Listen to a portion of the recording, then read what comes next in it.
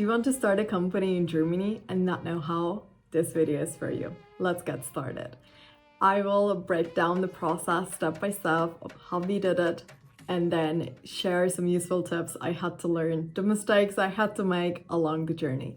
A little bit about myself before we begin. Last year, a friend of mine and I started a company in Germany. It's an AI tech startup called Hyperly, if you want to check it out. After getting the German citizenship, it was actually my dream to start a company. And last year, we actually finally did it. So here are the steps we had to follow. Number one would be to decide on the structure you want to actually choose for the company you're looking for. We wanted to build an AI tech startup, so UG, UG or GmbH was the one to go for us. But if you're like a solopreneur, you can also do like a GmbH or just register yourself online. So the steps are different. In this video, I'm gonna mention how to start a UG or GmbH, UG, GmbH, or /LLC. Get a notary appointment. You actually have to go to a notary to sign a contract with your co-founder or on your own, depending on the structure you want to have.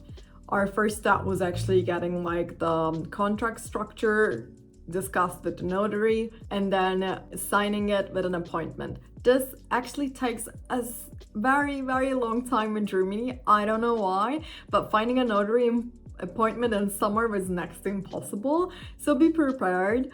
In my city, I will give you some links below. There were like, I think 78 or 80 notaries. I started calling them on the phone and like the first top 5 didn't even answer. One of them got back to us 2 months later. It was crazy.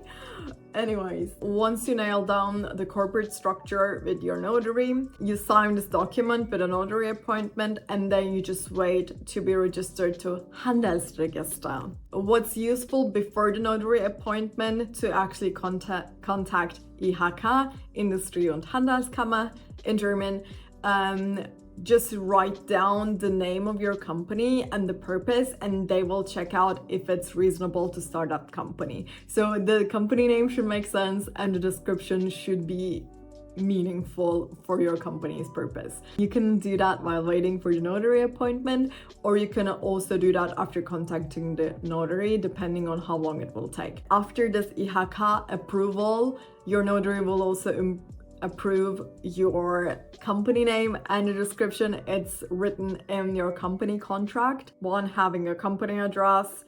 2, getting this IHK approval or pre-approval so that you can start that company with that name and with the description. It makes the process a little bit faster.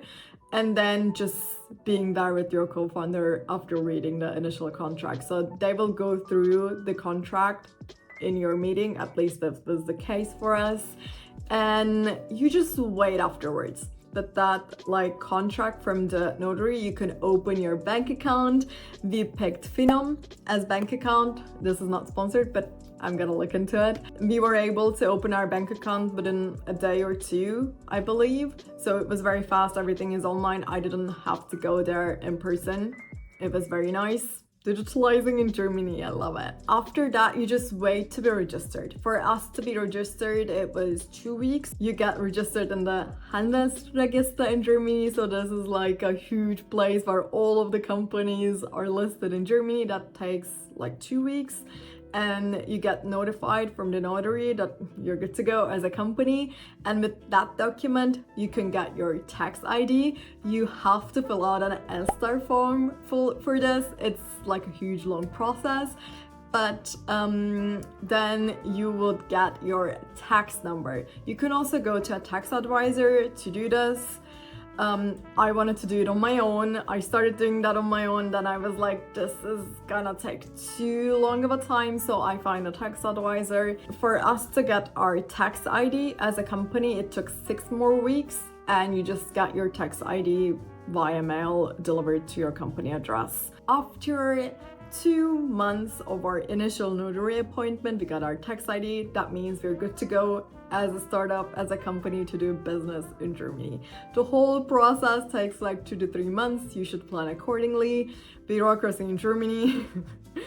Yeah, it's here as well. What I learned along this journey is that you should only start a company when you know for sure that you will make money, because having a company in Germany is a lot of money every month. So we pay like a mailbox rent. We don't have an office. I didn't want that. We work remotely.